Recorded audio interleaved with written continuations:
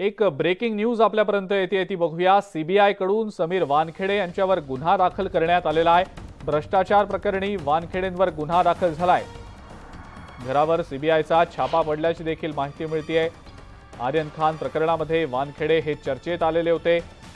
आता सीबीआय कडून समीर वानखेडेंवर गुन्हा दाखल करण्यात आल्याची माहिती मिळतेय। भ्रष्टाचार प्रकरणी हा गुन्हा समीर वानखेडेंवर दाखल करण्यात आल्याची माहिती समोर आलेली आहे।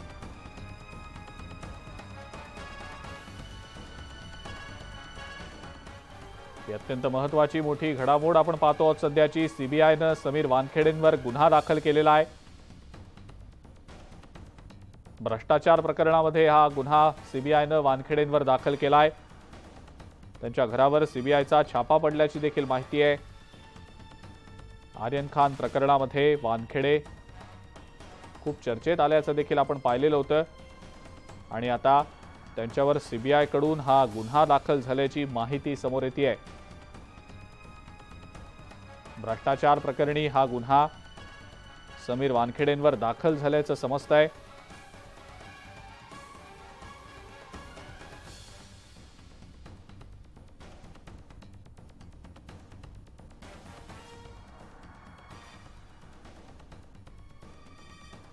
आणि याच संदर्भातली माहिती आपण जाणून घेणार आहोत। प्रशांत पांडे आपले प्रतिनिधी आपल्या सोबत आहेत सध्या।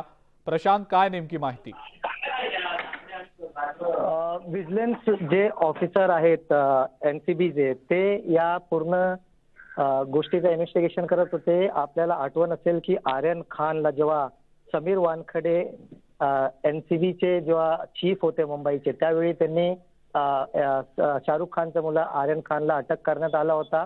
मात्र त्यावेळी त्यांच्यावरती हे आरोप होता की याच्यामध्ये काहीतरी पैशांचा घोळ करण्यात आलेला आहे। करप्शनचे जे चार्जेस आहेत ते आरोप ते समीर वानखेडे आणि त्यांच्या टीमवरती लावण्यात आला होता। मात्र त्यानंतर विजिलन्सची जी टीम आहे ती इन्व्हेस्टिगेट करत होती या पूर्ण प्रकरणीत आणि आता त्यांच्या हाती काही एव्हिडन्सेस लागले आहे। त्या आधारावरती सीबीआयने करप्शनचे जे केस आहे ते समीर वानखेडे आणि त्यांचे काही अजून अधिकारी त्यांच्या विरोधात सीबीआयने दाखल केलेले आहेत।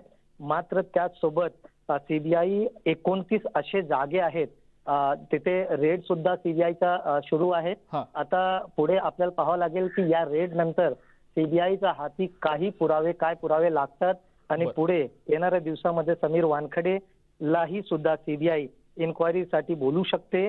मात्र आता जी मोठी बातमी आहे की शाहरुख खानचा मुलगा आर्यन खानला जो अटक करण्यात आला त्या केसचं इन्व्हेस्टिगेशन एनसीबीचे विजिलन्स टीम करत होती आणि त्यांच्याकडे काही पुरावे भेटले। त्यानंतर छापा टाकला गेलेला आहे। छापा टाकल्याच्या नंतर आता चौकशी दरम्यान काय नेमकी माहिती समोर येते हे देखील पाहणं महत्त्वाचं ठरणार आहे। प्रशांत, धन्यवाद माहिती दिली आपण त्याबद्दल।